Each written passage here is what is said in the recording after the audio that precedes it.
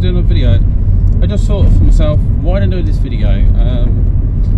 It's sort of MGTOW one. It's something I come across that there are men that are still virgins beyond the age of 30. I think they just don't have relationships because, you know, they just basically they might have been crippled as a teenager, lacked self-esteem, and realised they had to play a game which they couldn't really manage. What's going on in cars? I mean, it could be they're unsure about their sexuality, but often that's, you know, there's a few people I've encountered. I encountered a woman and she told me her son doesn't want a relationship. He suffered from really bad acne as a boy, so he probably was rejected upon his appearance, and he still has that kind of internal thing. And then I talked to her, she mentioned about her daughter, and then she's got a couple of girls that she's divorced, but she got what she wanted. And I thought, interesting. So she's always wanted a couple of girls. So it's very weird, you know. It's sort of like, okay, well, so you wouldn't really want to get married. So that there might be red flags in people that you can see that they see the business angle of a marriage, but they don't want it to be a permanent thing.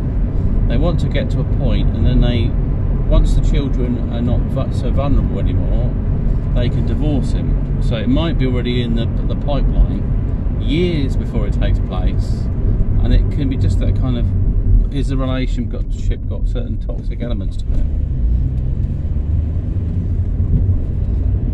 Does she crave independence? And, you know, I don't know if there's any sort of behaviour patterns.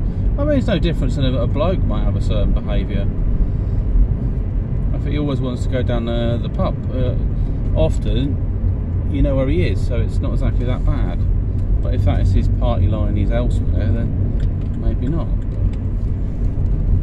You know, I'm not saying any sex is perfect in particular. It's just looking for the red flags. I think really what a person should be looking at is the potential in someone. I mean, sure, it's nice to take on things from the start, but it's also seeing where it could develop. It's not necessary to push that partner into it. You know, it doesn't work. It's a bit like my ex-wife.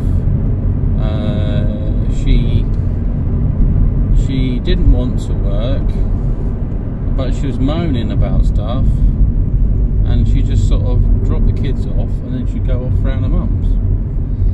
And the problem with that is that I didn't really know about it at the time, but she was kind of in a she's like she was married to a mum, and I think there might be some toxic, narcissistic type behaviour. Kind of, you groom the person so you can control them in the future, so that they're at your beck and call, that they spend more time with you, and they can't develop as an individual. And I know why people fear being alone, especially if you're a single parent. Possibly you haven't got many friends as an outlet. Maybe having mums around in the past was sort of your main base, and as they become older and their kids are now, they don't require them to parent them. They might encourage them to have children, to repeat the cycle, so they can go back to school and hang around and chat with people, because they need a reason. They can't just be there for no reason. But then again, if you're a bloke and you go to a place to start hanging around for no reason, boy, you're getting a lot of trouble. They'll be like, well, what the hell are you doing here? You can say, well, I like children. Yeah, you like children. It's like, no, I like children, you know, just as a child, you know, as a father or something. It's just kind of, but there we go. But it's interesting statistics. Yeah, there's probably are a lot of men that have been, you know, single for most of their lives, basically. And that's a strategy that needs to be addressed. It's not healthy not to have some form of relationship, company or companionship. And there was something else that I was watching, as that was Rent a Husband. So some men have become exclusive, and they're not like escort ones. It just might be that they put themselves on there as a husband because they're not married, and maybe they don't believe in dating.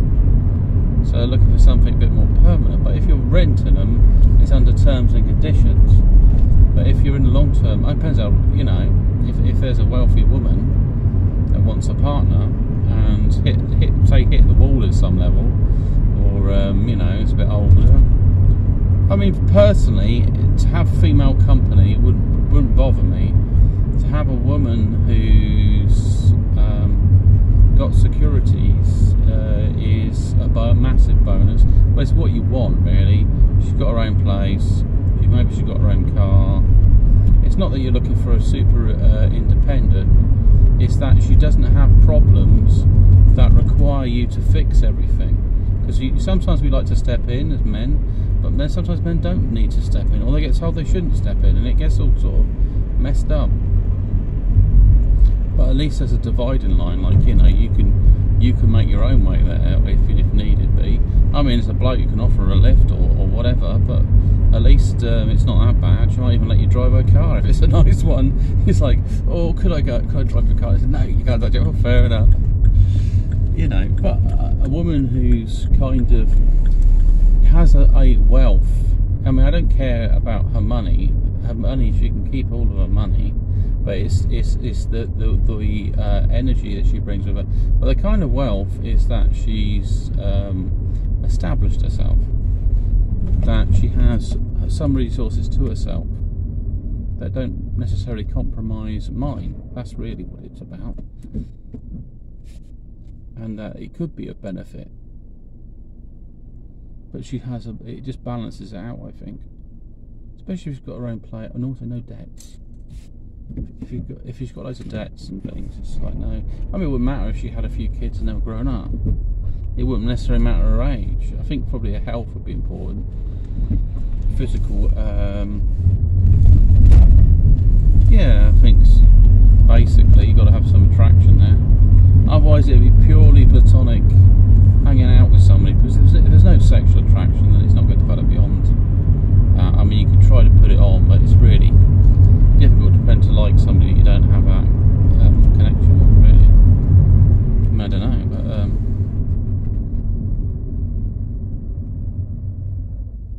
I mean, possibly intimacy is not limited to physical sex. I mean, not penetrative sex by, you know, partner necessarily. I mean, if you weren't that sexually attractive, but they were turned on, then, you know, there's other areas of play, to put it that way, adult play or intimacy that could be there. You know, it's just the way it is. Depends if you're in the mood and stuff. You know, it's difficult, but then again, the way to look at it is that sometimes we chase things that are quite exclusive, that are difficult to obtain. So, you know, everybody would like to date a model and all these other things, or just try it out.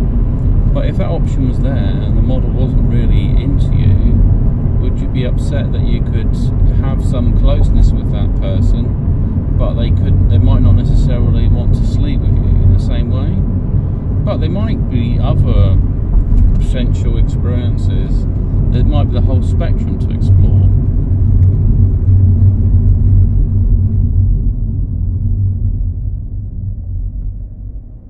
I mean, that's possibly. I mean, you might be able to develop sexual feelings for somebody. I mean, it depends on the person, really. But yeah, I think you probably could. If you like someone, but maybe not so attracted, you might, after a while, develop something for them.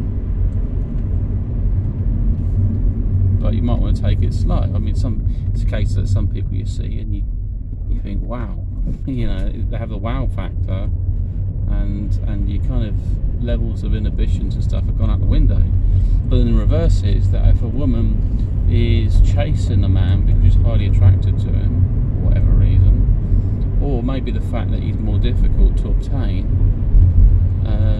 also might be highly attractive. I mean, it's not like personal. It's just like chemistry. If you're not in the mood for it, and you can't force it. Not that you're into any sort of particular mind games.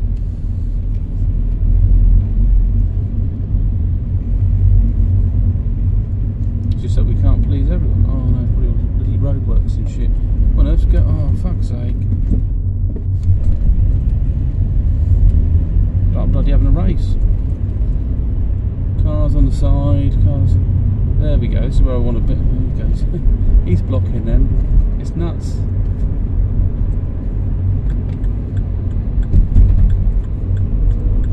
I don't care. I'm not trying to bust into you. I am planning to go down here. There we go. So yeah, it's a large amount. But I think men in that situation try to focus on being more creative for whatever reason, and possibly, like I say, explore the option, maybe an older woman, just to develop some feelings. I mean, if you're quite honest about things, it helps. I mean, I'm sure that kind of between the loneliness of two human beings, they can develop some sort of bond or some connection. I mean, there's other options on the table, but sometimes when people are isolated and lonely, some unhealthy behaviour can develop. You know, it's toxic, and also it's like, say, toxic relationships. So I mentioned about women, say daughters being groomed by mothers to be their like friends, and that they're using them as a support line because they feel isolated or they're vulnerable, and it's not really well balanced. I mean, it's from my ex, and then so her mother's partner ended up divorcing because he went off with another woman. So there wasn't really a connection there. That was a problem. It was just kids and daughters all the time. It's not really like I say, men like children. Sure, they have a strong connection to their own children, but it's not that so important that they end up wrapped up in it all the time. It de-energises them to a degree because they need to be constructively building out their family, I guess. I don't mean like having just children. I think they've utilities and resources and outlets and connections and things like that they're looking for. Skills, all these sorts of things. And if they don't really work on the couple side of it, then that can be quite a problem. So yeah, you have to carefully assess what type of relationship you want, what's available, what options are there, should you limit yourself, and you've got to avoid getting in scams and stuff. And you know, sometimes they say, what's the phrase? Marry the woman you love. No, who loves you, rather than the woman you fall in love with, or something bizarre like that.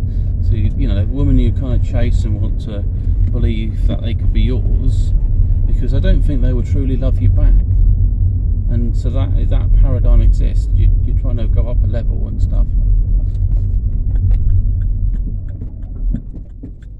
And there is a kind of area where you can take the relationship to an alchemy type level, and you're experimenting and seeing what works for different relationships. Because you know, people don't necessarily want to grow old and you know, and alone.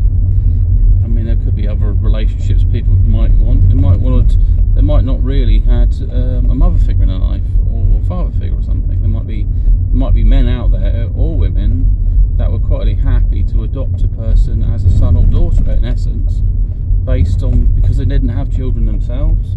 They've grown old. They've always longed to have a family or a connection. And I mean, they got something like this similar with like where they've got people that are lodgers who, rather than, they might pay something towards the rent, but they've also agreed to be their carers. So there's a relationship to build and take care of each other, or you know, just have a chat and break down loneliness or whatever. There's lots of ways of doing it. I mean, for me, I've got my plants, knowing there's living things in the room seems to give me some sort of sense of of a connection, because it's unfair to have a pet in a place like where I live, because I'm never at home. So yeah, anyway, it's interesting. But the statistics was like 30% of people over a certain age. Yeah, I think 30% is men that are under 30 haven't had a relationship. Which sounds nuts, but that's probably quite true. And for most women, there are women that haven't had relationships, but they definitely have had sexual partners. And they're probably the opposite end of the spectrum, as they find it difficult to have relationships. Anyway, this is Pixie signing off this video, and have a great one. Bye.